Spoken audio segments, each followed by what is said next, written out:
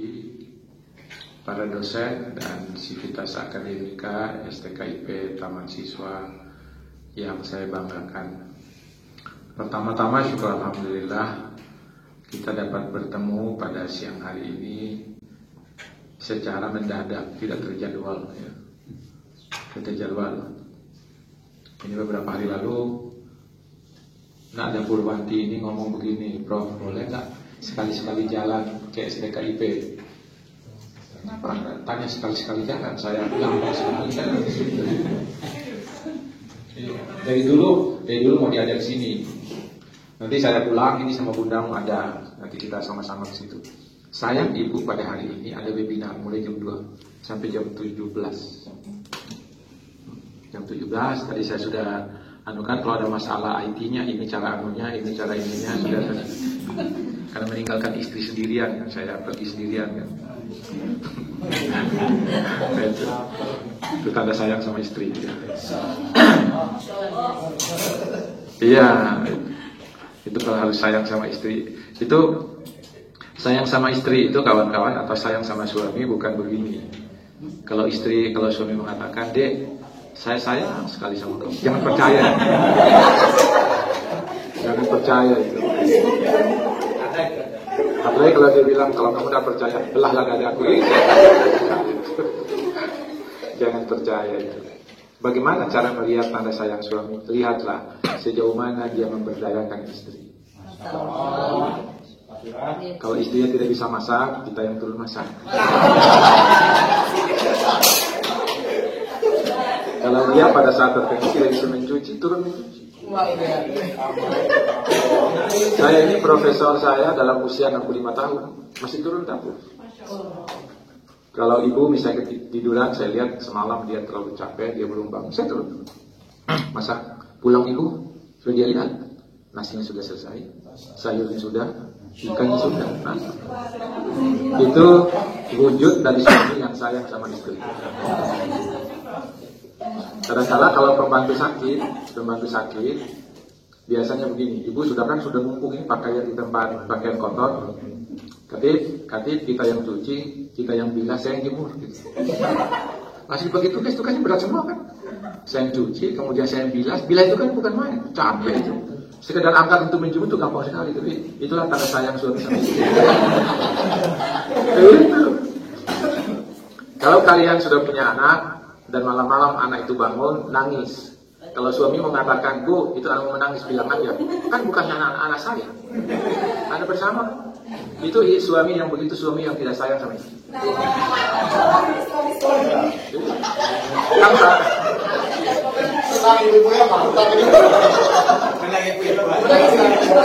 Yang sayang itu dia bangun ambil anaknya, kenapa nangis, dia gendong-gendong. Terus apa? Kata istrinya, katanya bapak ini luar biasa. Itu suami yang sayang sama istri yang begitu.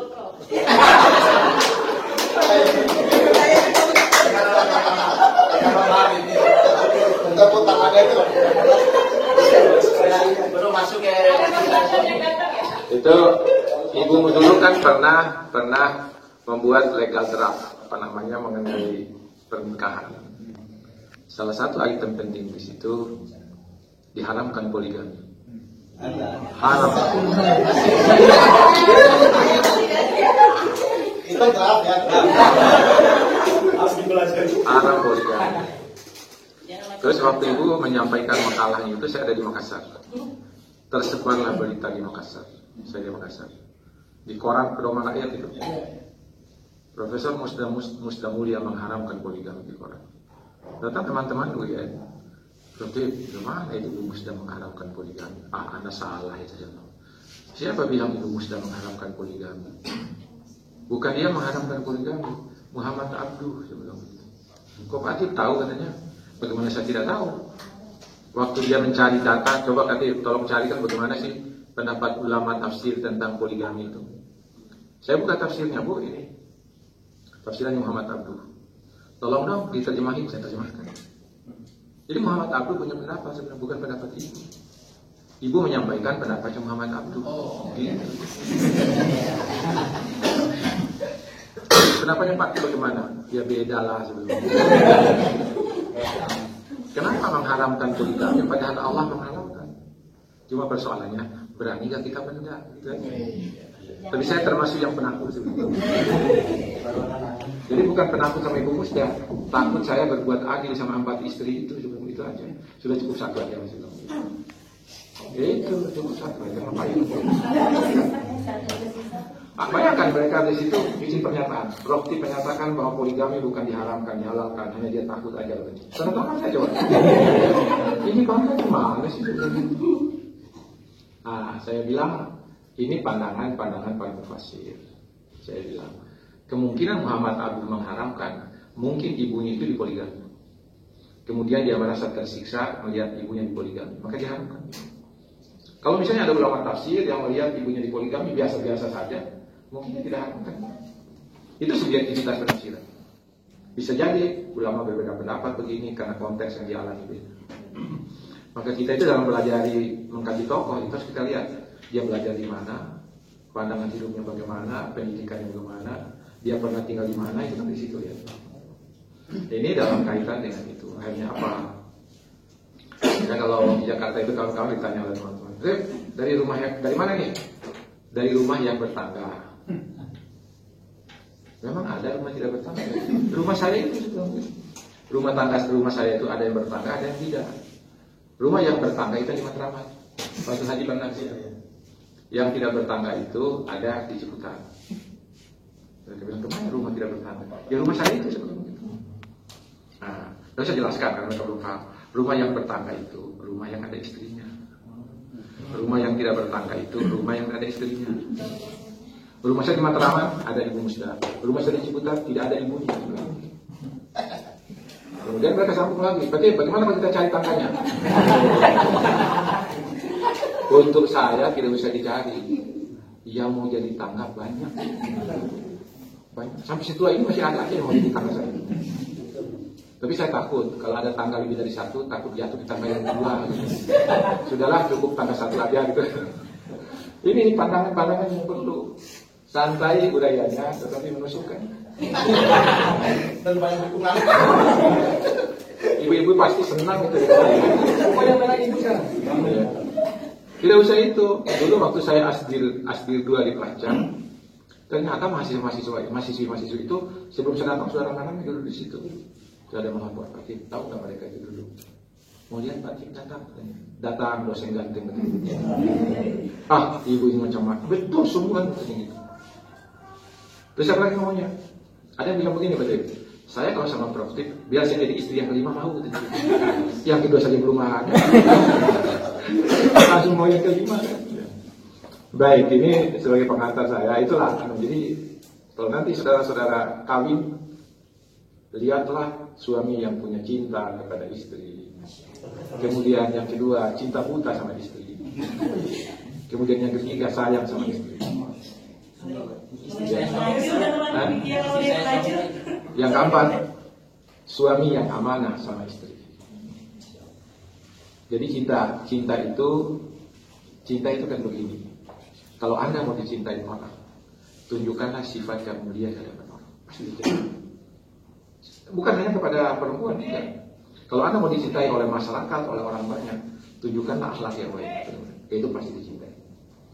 Yang kedua, cinta buta. Cinta buta itu mawaddah. Bagaimana orang bermawaddah? Itu orang bermawaddah begini. Itu dia bilang begini, dulu istri saya itu sifat-sifatnya bagus sekali. Tapi kenapa setelah nikah hilang? Terus dia bilang apa? Mau diapain? Namanya dia sudah istri saya. Suami saya dulu itu wataknya bagus sekali. Setelah kawin, wataknya jelek semua. Gitu. Tapi mau diapa? Sudah, dia kan tetap suamiku yang dia cintai saya. Kan, gitu. Tapi kalau sudah kita ini selalu curiga, selalu cemburu, banyak orang yang memancing di tengah keburukan. Gitu. Terjadi loh. Ibu Musda itu untung tidak cemburu. Bayangkan mahasiswa saya, ayah, kalau saya panggil ayah mau apa? Coba, untuk panggilan ayah tidak ada pada Ibu Musda. Kalau ayah di mana?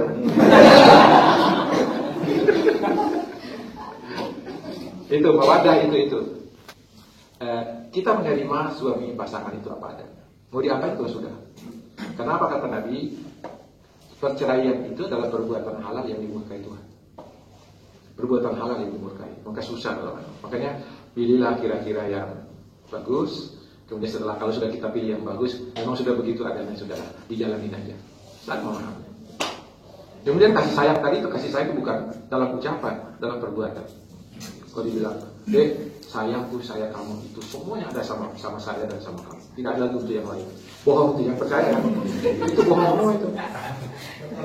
Nanti kalau kalian tidak bisa masak, baru dia turun dapur. Nah, ini suamiku yang paling saya sayangi, baru ibu-ibu ngomong begitu. Kalau anu itu jangan.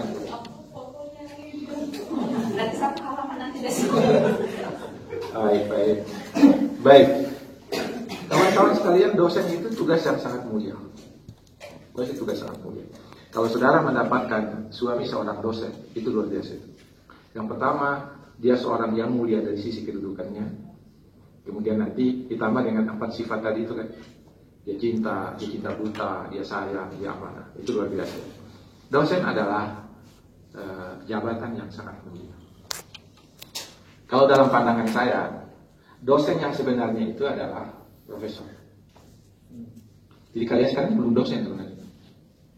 Belum dosen. Nah, kalau kita turunkan masih boleh lah, lektor kepala masih. Berapa orang lektor kepala sih?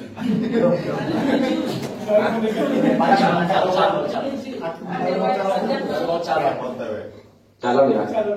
Lektor? Berapa? Coba saya mau lihat dulu, banyaknya berapa? Banyak lektor? Oke, alhamdulillah. Saya tidak mau tanya yang di bawah lektor. Kan itu di asisten dosen. Makanya disebut asisten ahli.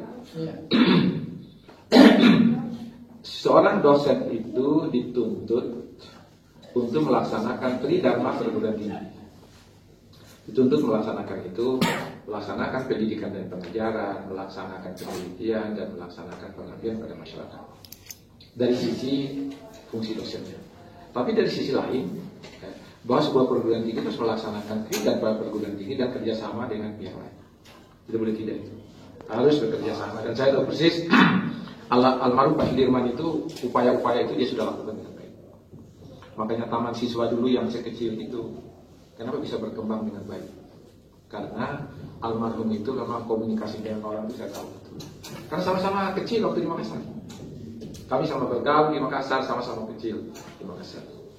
Nah, bisa tahu persis beliau ini memang orangnya luwes dalam hal.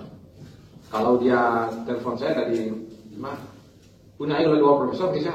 Adalah telah cara dia kasih kita di sini. Kasih kita tahu segini di mana. Tapi itulah caranya beliau. Jadi itu harus sebagai dosen itu harus melaksanakan itu. Sekarang itu dosen dalam rangka kenaikan pangkatnya itu harus ada publikasi. Publikasi. Saudara tidak usah takut itu kalau publikasi. Saudara tinggal melakukan penelitian dan menulis sesuai dengan kriteria tulisan ilmiah. Kemudian saudara cari orang untuk menerjemahkan. Saudara kalau menunggu kemampuan sendiri untuk menuliskan dengan baik dalam bahasa Inggris, abadan tidak akan pernah profesor. Abadan tidak. Karena itu saudara cari.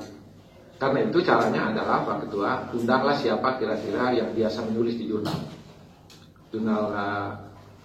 bereputasi. Apakah reputasinya internasional atau nasional? Cari orang. Di Malang ada, di Jogja ada, di Surabaya ada, coba cari. Mereka itu kita hadirkan ke sini untuk memberikan pura-puranya begini. Pura-puranya kita minta beliau untuk strategi penulisan ilmiah di jurnal bereputasi. Sudah. Lalu nanti kita bikin kesepakatan walaupun dia tertulis untuk membantu dosen-dosen di sini untuk mereka. Dan jangan pernah takut kepada mereka itu diberikan uang. Tidak usah takut. Kalau kita pelit juga, mereka juga pelit. Saya kawan-kawan, profesor saya itu usia saya 44 tahun. 44 tahun. Tahun 99 usia 44 tahun. Ibu Musda lebih hebat lagi, usia 39. Ibu Musda lebih duluan profesor daripada saya. Ibu Musda bisa tahu persis. Dia tidak mau lihat ada orang yang lebih hebat dari dia dalam kelas dia. Dia kejar sampai titik darahnya yang penghabisan. Itu terjadi dari dulu. Bayangkan dia itu mulai dari sanawiyah, mulai dari SD, mulai sampai dengan aliyahnya juara terus. S1-nya begitu juga, juara terus. S2 juara terus, kemudian S3 juara terus. Bayangkan apa? Saya lebih duluan masuk di S3 91, ibu 92 masuk. Tapi apa yang terjadi?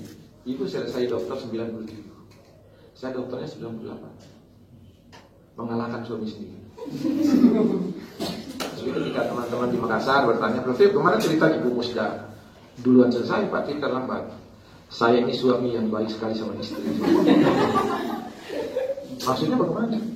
Coba lihat, kalau kita ke pengantin, kita sudah lama menunggu di luar. Kita sudah lama. Bu, cepat-cepat Bu, ini sudah jam ini katanya. Tunggu Pak, lagi make up kan coba. Keluar, disuruh kunci pintu, Bapak yang kunci coba. Kita sudah menunggu di luar, kita lagi yang kunci pintu. Kota. Kalau pulang, itu dia kan sudah dekat di pintu, kita buka pintu. Dia lagi yang duluan masuk, kita belum. Itu menjadi suami yang baik sebelum begitu. Kalau saya mau pergi, saya terlambat. Saya duluan keluar dari situ menunggu di luar. Istri belum datang. Kalau pulang, istri duluan masuk rumah saya dari belakang. Itu contoh suami yang baik. Bisa aja teman-teman. 97, ibu saya 98. Tapi apa? Karena waktu itu profesor kami itu sedikit. Saya ditunda, sebenarnya fakultas inginnya saya itu bersama ibu sama-sama doktor pada waktu yang sama. Sehingga mau diwisuda dalam waktu bersamaan. Tapi profesor saya bayangkan menunda 5 bulan atau 6 bulan. Tidak bisa hadir yang satu. Diundur lagi waktunya, tidak hadir. Hanya apa? Terpaksa saya di belakang dia, 98. 98 saya ke Makassar, kembali. Itu saya sudah niat. Saya harus profesor. Memang ketika datang S2 itu 89, ibu 90 masuk. Ibu waktu itu bukan apa, dia tidak mau kuliah. Karena apa? Tadi kalau saya ikut kuliah, kita mau makan apa? Untuk kuliah saya saja setengah mati makannya. Bu, saya bilang begini, kan orang kuliah dan tidak kuliah kan sama saja makannya. Tidak kuliah makan 3 hari, ya kuliah 3 hari makan. Cuma tanpa uang kuliah aja. Ibu mau itu berapa? Saya bayar setiap bulan itu 20.000. Karena uang kuliah kami waktu di Pasca 300.000. 300.000 ketika itu. Uang beasiswa saya 225.000 satu bulan. Ketika itu kan uang masih mahal ya. Dia bilang gak usah nanti. Tidak, kamu harus kuliah. Ada saja jalannya, hanya kuliah. Masuk. Jadi setiap semester itu saya bayar. Setelah 6 bulan itu saya kumpulkan 300.000 itu lapor ke bendahara. Ini uang kuliah istri saya. Kemudian setiap semester. Bisa dibayangkan. Setelah itu masuk S3. Ketika saya masuk S3 sama ibu, saya mau dapat beasiswa mau tidak, saya tidak boleh pulang sebelum dokter. Itu tekat itu, tidak boleh pulang. Kalau saya tidak dapat beasiswa, saya jual semua tanah saya yang saya beli dulu itu kamping-kamping di Makassar. Tapi alhamdulillah saya dapat beasiswa tapi berdua dengan teman. Beasiswa itu 275, tapi banknya 130 sesuatu. Saya turun banyak. Iya. Sudah. Walaupun kita nggak makan, tidak apa, makannya itu tidak jelas. Tapi alhamdulillah sampai sekarang masih sehat aja. Dokternya dapat, profesornya dapat. Kawan-kawan ini yang tidak dokter sebenarnya hanya banyak perhitungan. Pernah kan kawan-kawan dengar ada orang meninggal karena ikut S2 atau S3? Belum pernah. Itu si Muhammad itu dia meninggal karena ikut S3. Nggak ada itu. Nah, memang dia tersiksa dalam kuliah. Hanya makan tidak jelas. Sehari tidak makan itu kebiasaannya. 2 hari tidak makan itu selalu. Kadang-kala 3 hari tidak makan. Itu pernah kan. Tapi tidak pernah mati. Matinya karena penyakit. Karena itu saudara-saudara sekalian, masa depan itu harus ada di situ. Nanti kalau sudah tidak dokter, jadi dia dokter. Sama juga dulu teman-teman saya setelah BA pulang. Hanya apa? Mereka menyesal bukan seperti saya coba terus dokter habis dulu ya. Ya menyesal tidak di awal tapi selalu di akhir sebelumnya. Iya, banyak yang begitu. Kemudian setelah dokteran dulu sudah mau S2. Sudah, saya memang S2 di Jakarta, kemudian S3 dan pernah. Sekarang apa? Seringkali nonton sama ibu di televisi itu. Tapi kalau kita dulu tidak kuliah hubungan, nah itu saya tidak kuliah. Mau jadi apa? Kita tidak pernah go internasional kayak begini. So, itu prospek itu berada di masa kita sekarang. Karena itu kawan-kawan, saya dorong untuk mengurus kepangkatan itu. Kemudian kepangkatan sekarang ada kaitan dengan dokter. Tidak bisa guru besar pakai dokter. Ya saudara-saudara yang master mau mendapatkan dokter, jangan pernah bermimpi. Itu mimpi buruk aja. Syaratnya orang rektor kepala itu harus dokter. Dan kawan-kawan itu nanti boleh sendiri kalau ibu diserang kan, tidak bisa ke sana, tidak bisa ke situ. Karena apa? Di ujung sampai dengan master. Karena hanya rektor yang bisa, rektor pun bisa. Karena itu pangkat diperhatikan. Yang dua, studi lanjut diperhatikan. Saudara kalau pangkatnya sudah diurus, berarti saudara punya kontribusi kepada STIW. Walaupun saudara bergumul dengan apapun di sini, kalau tidak itu susah. Susah. Dan lain lagi, kalau sudah dokter, sebodoh apapun dokter, kita dokter. Ingat itu ya. Sebodoh apapun kita dokter, kita sudah dokter. Tapi mana ada dokter yang bodoh kan gitu? Tidak ada. Kemudian sehebat apapun, sebodoh apapun profesor, dia sudah profesor. Tapi mana ada profesor yang bodoh? Tidak ada. Profesor kan luar biasa katanya. Padahal apa? Ilmunya hanya pada bidang itu kan? Tidak ada profesor menguasai bidang itu, tidak ada. Bidangnya satu.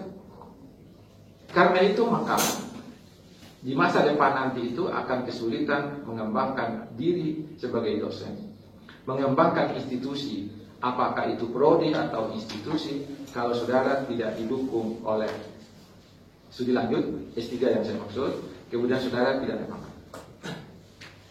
Saya dulu kawan-kawan sudah bercita-cita bahwa tahun 2000 saya sudah dokter. Itu sudah cita-cita itu. Karena itu dulu, kami dulu waktu itu masih bisa urus naik pangkat. Waktu sekolah masih makalah-makalah kami format sehingga bisa menjadi grade point. Sekarang kan tidak bisa. Tidak bisa. Selama saudara ikut studi lanjut, tidak boleh ada grade point tidak ada. Kecuali kalau makalah-makalah yang sudah saudara. Jadi kan pengajaran kan tidak boleh. Bahkan sertifikasi saudara akan dicabut buat sementara kalau sudah studi lanjut. Tetapi ingatlah bahwa perjuangan yang kawan-kawan lakukan dalam studi lanjut itu perjuangan untuk masa depan.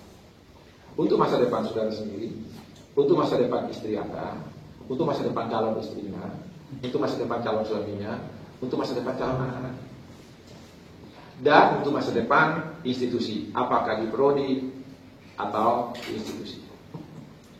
Kawan-kawan sekalian,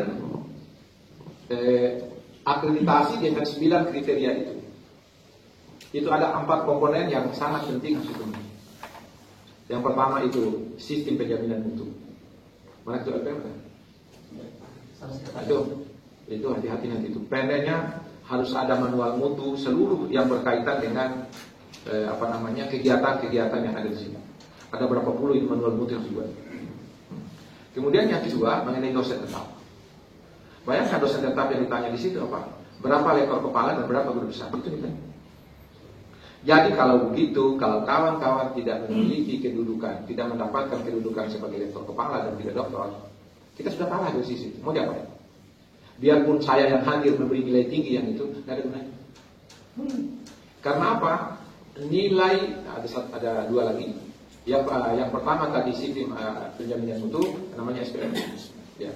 Kemudian yang kedua, persoalannya dosen tetap dengan gelarnya, dengan kualifikasinya. Kemudian yang ketiga itu pelaksana implementasi SPMI. Jadi sistemnya itu ada manualnya, kemudian implementasinya bagaimana implementasi manualnya itu. Penjaminan itu. Biasanya itu ada rancangan, ada pelaksanaan, ada monitoring, ada penilaian, ada tindak lanjut. Itu implementasinya itu. Itu tidak bisa tidak. Nah, kemudian yang keempat adalah publikasi dosen. Publikasi dosen. 4 poin ini, jika ada salah satu dari 4 itu nilainya di bawah 2, diwakil pengarang Onel dengan nilai yang paling tinggi di semua aspek, tidak ada gunanya. Tidak ada gunanya. Ini berarti bahwa ada poin-poin tertentu yang harus kita penuhi. Caranya itu tadi, sistem penjaminan mutu harus dipenuhi, kemudian dosennya harus dipenuhi dari sisi kualitasnya, dari sisi pangkatannya, kemudian publikasi ilmiah dosen, kemudian sistem penjaminan mutu. Itu baru bisa kita mendapatkan nilai baik. Nilai baik itu sebutannya aja yang enak, tapi sebenarnya sama dengan nilai C. Tidak ada bedanya dengan nilai C. Nilai baik yang sekarang itu kita bangga, kami nilai baik loh. Ingat ya, nilai baik itu C. Dari bedanya dengan yang dulu. Waktu kriteria 9, standar 9, standar 7, itu C itu dalam ukurannya itu. Tapi sekarang diubah dengan nilai baik. Kemudian yang nilainya amat sangat baik itu, baik sekali, itu nilainya minimal 2,5, yang 4 itu. Untuk mendapatkan nilai unggul, itu nilainya mereka harus 3 minimal. Ketika salah satu tidak bisa mencapai nilai itu, karena kita di era persaingan begini, itu yang bisa kita andalkan, akreditasi. Wah itu karena apa? Orang nanti kalau keluar dari situ harus ditanya, kamu dari perguruan tinggi mana? STKIP taman siswa Pak. Akreditasi prodi mau berapa? C, oh enggak, kami tidak terima yang C. Tapi baik Pak, enggak ada bedanya itu C dengan baik sama saja itu. Itu karena soalnya apa? Itu yang dijual oleh lulusan kita itu kalau mereka keluar. Apalagi ayah Pak Ibu itu kalau kawan-kawan tidak mendukung itu. Kalau kawan-kawan ini mogok, pasti kuntut ya. Dan bisa. Dosen saya Prof itu didorong untuk sekolah itu, aduh, mereka banyak berpikir katanya. Dia hitung-hitung gajinya sekian, sertifikasinya sekian. Mana isinya lagi 2 Prof, kalau itu jadi lah, nggak jadi kemudian. Anaknya Pak, anaknya anak Pak. 1 istri apa 2? Baru 1 Pak. Mana kalau anak? Kalau istrinya 2, anaknya 12 kan? Kemana mau pikir jadi S3 kalau sudah begitu? Tapi yakinlah mereka itu. Saya ketika asdir pasca di Jakarta itu dulu, saya pernah asdir 2. Saya selalu membantu mahasiswa. Saya tahu persis. Mereka tinggal di kosan yang kecil. Disitulah anaknya, disitulah istrinya. Hanya bedanya apa? Di ruang depan itu, disitulah tempat main anaknya, disitulah dia mengetik. Anak-anaknya datang katanya apa? Dia duduk di mesin ketik yang saya sedang ketik di rumah. Kamar di dalam, kamar dengan istrinya, kamar di belakang dapur. Maka saya bilang, sebenarnya kawan-kawan itu kalau lambat selesai, itu membiarkan diri pada posisi 8. Posisi 8 apa? Fukara, masaki, tukang utang, kemudian budak daripada dosen. Budak daripada dosen itu apa? Sudah bikin makalah, harus kriterianya begini. Kemudian ketika konsultasi disertasi, itu dosen itu luar biasa. Di WA tidak pernah dijawab. Nah, kemudian apa? Kemudian orang yang dibujuk hatinya itu sekolah malah kan. Kemudian dibunuh sabil, kemudian fisabilillah. Saya bilang kawan-kawan, kalau kalian mau lepas dari 8, selesai dokter. Disertasi yang terbaik, disertasi yang cepat selesai, bukan disertasi yang lengkap, bukan. Disertasi yang cepat selesai. Saya kawan-kawan kalau di Jakarta terkenal, Bros TV itu paling enak kata jadi promosi. Coba proposal, mana proposalnya? Saya lihat proposalnya dari apa. Kemudian saya lihat bab 2-nya A, B, C, D, E, F. Saya belum lihat yang lain. Saya mau tanya, Anda mau cepat selesai nggak? Mau Pak? Kenapa saudara bikin fasalnya sampai E? Saya bilang begitu. Cukup A, B, C saja. Buat yang lain dulu. Kenapa mulut-mulut itu? Saudara mau tulis semua A, dan tidak selesai semua. Saya bilang begitu. Yang bab berikutnya A, B, C, D, E, F. Sudah nanti sudah uban semua belum selesai. Itu ngapain? Saya bilang begitu. Tulislah. Sudah, setelah itu sudah saya ACC, perbaiki itu ya. Apalagi saya bertemu Prof, bertemu itu apa? Konsultasi lagi. Tidak jadi itu konsultasi terus. Tulis saja. Tulis. Nanti saudara ketemu saya kalau dibawa disertasi yang sudah mau ujian tertutup. Kalau ada masalah telepon saya. Saya tidak mau bertemu Anda, saya belum datang bawa disertasi mau selesai. Terus bagaimana konsultasinya Prof? Juga saya sudah bilang konsultasinya dari jauh saya belum telepon saya. Saya itu kawan-kawan.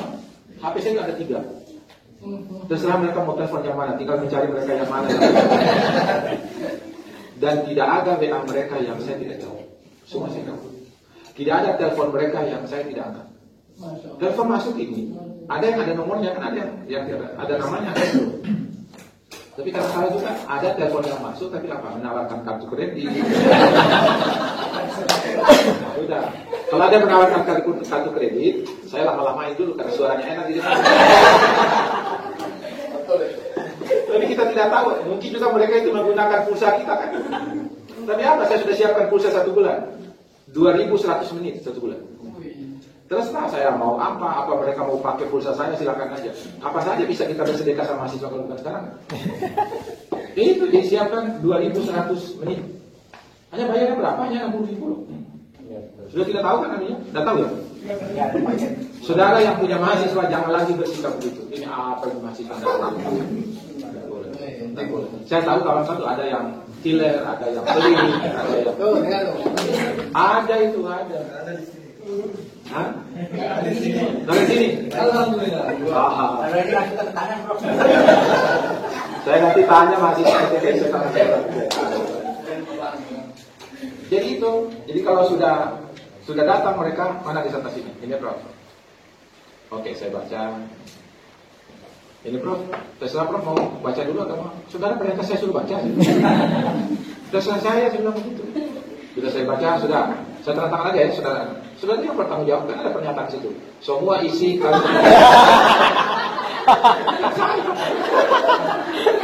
iya. Ada pernyataan. Sudah, kalau sudah daftar tertutup, dia datang sama saya. Prof, saya sudah daftar yang tertutup. Oke. Sudah, nanti tinggal kita nanti saya hadir bisa. Kata kawan-kawan, Pak, ada trik-triknya kalau katanya ujian tertutup. Oh, triknya begini. Sepintar apapun Anda tidak pintar di hadapan para profesor. Sepintar apapun. Maka ketika ujian tertutup, maka Anda berlagak bodoh. Jangan berlagak pintar. Ya. Kalau ada penjelasan dosennya, manggut-manggut aja. Catat. Jangan. Kalau ditanya bagaimana komentar, baru berkomentar. Komentarnya itu tidak bisa keras suaranya. Ya, slow-slow aja sudah. Kita menunjukkan sifat tawadu atau menunjukkan sifat bodoh terhadap dosen. Kita dikasih pengarahan juga gitu. Kalau Anda menentang, di otak atik itu oleh para penguji. Bayangkan penguji 4 orang, otak atik kalau 1 orang itu otak atiknya sudah nggak bisa bernapas. Setelah mereka selesai apa Prof, ilmunya pas.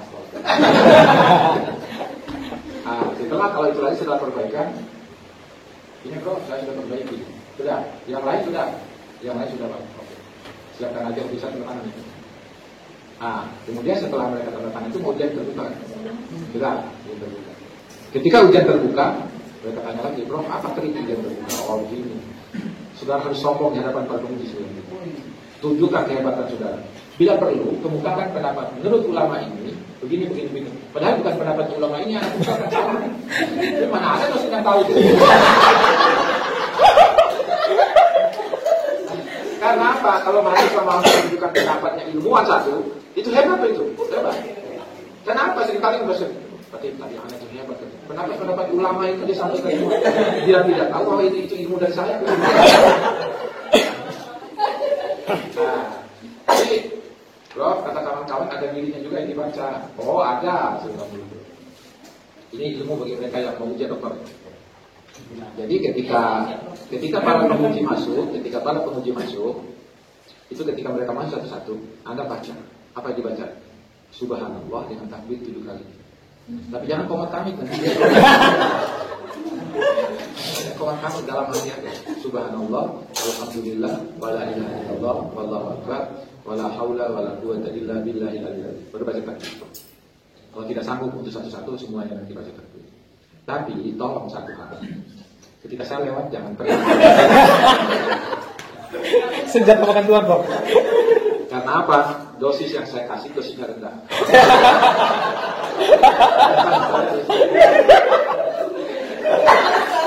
Kalau Anda bacakan itu kepada saya, jadi semacam apa? Betul kata mereka setelah selesai itu, Prof. Saya langsung percaya diri pada menit itu. Ya itulah fungsinya doa itu. Tapi Anda tidak baca kan untuk saya.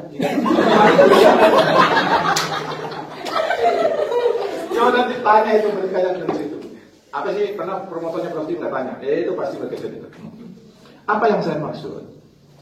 Bagaimana caranya mahasiswa kita itu dimudahkan dalam proses. Termasuk dalam hadis itu katakan begini. Seseorang yang mempermudah urusan mahasiswanya dicatat sebagai pahala dari Allah. Kan saya tahu hadisnya. Jadi kalau Anda mempersulit mahasiswanya, Anda siap juga menghadapi siswa yang dipersulit orang lain. Itu. Jadi jangan pernah. Saya akan bagaimana mereka bisa. Karena di tarbiyah itu kira-kira menjelang akhir masa dekat saya.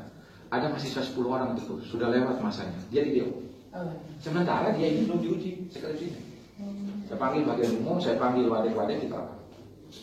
Saya tidak mau anak ini gitu. Saya tidak. Kalau DO bagaimana caranya anak ini sebelum waktu DO-nya itu dia dikatakan diuji sebelum tanggal itu. Atur. Ada 10 orang kan? Anda tahu kayaknya itu anak itu orang tuanya petani yang tidak tahu apa-apa, buta huruf semua. Jadi mereka ini menjadi harapan keluarga dan orang tuanya. Tidak boleh kalian DO-kan itu. Gimana caranya apa? Kita uji barangkali waktu itu tanggal 10, tapi apa? Dalam pernyataan kelulusan itu sebelum akhir bulan yang lalu. Buat seperti itu sebelumnya. Tidak boleh mereka DO. Bayangkan gempa itu kan. Pengen lakukan itu. Saya tanggung jawab ya. Mereka langsung lolos. Diuji tanggal 10, tapi dalam pernyataan kelulusan itu sebelum akhir bulan yang lalu. Karena mereka di DO tanggal 31 Juni apa Juli. Bayangkan. Itu mereka datang sama saya, Pak, kalau bukan Pak, kemana kan? Ah sudahlah, nggak usah lagi dipikir itu sebelumnya. Kalau yang penting kalian sudah selesai. Kadang-kadang saya marahin dulu kan, kenapa lama-lama selesai kemarin itu? Ini bro, gini saya sambil kerja, kenapa sambil kerja? Biasa Pak, tidak ada untuk kebutuhan sehari-hari. Kenapa nggak datang sama saya sudah? Sudah terlambat kan, mau datang sekarang sudah terlambat. Jadi itu kawan-kawan, jadi memang perlu ada gitu. Karena itu kalau kawan-kawan selesai kuliah, jangan lama-lama. Disertasi yang terbaik, disertasi yang cepat selesai. Tidak ada disertasi yang sempurna.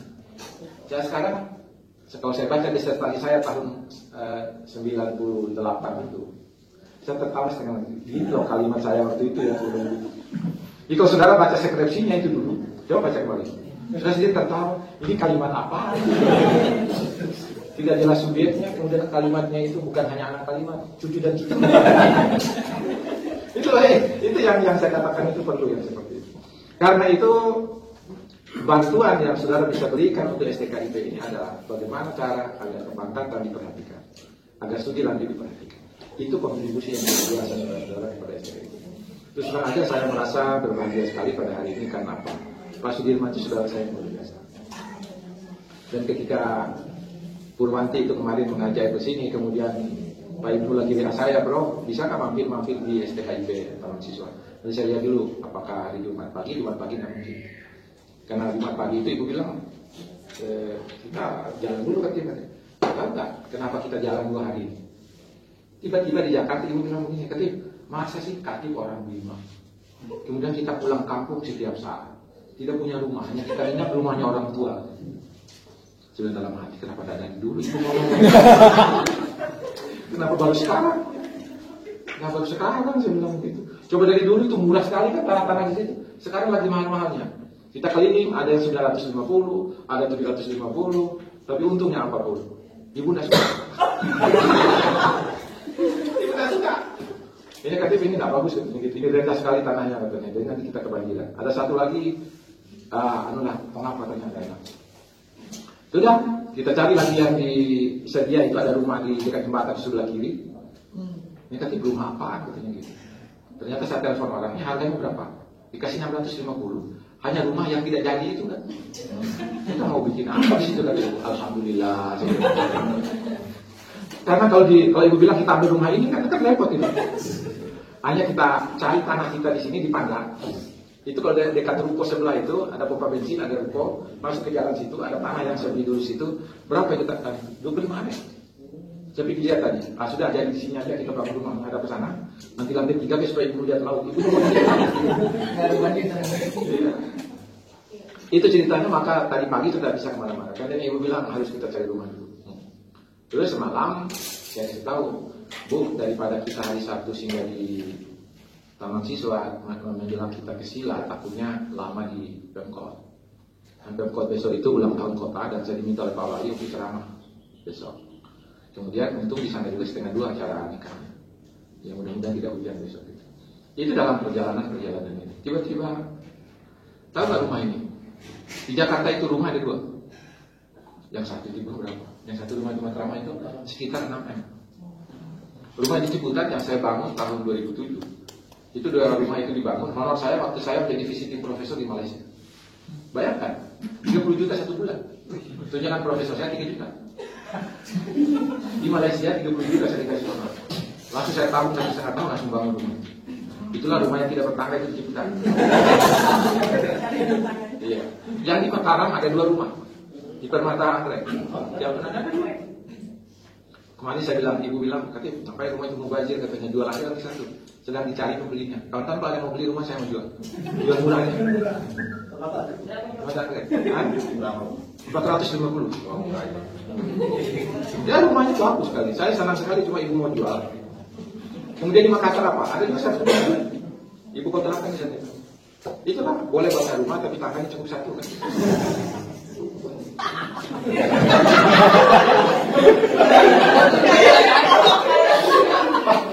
Hari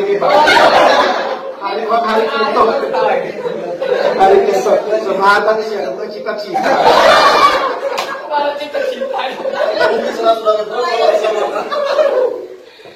Lalu sih Pak Ketua doa, ulung gue berdoa nggak batu ketok.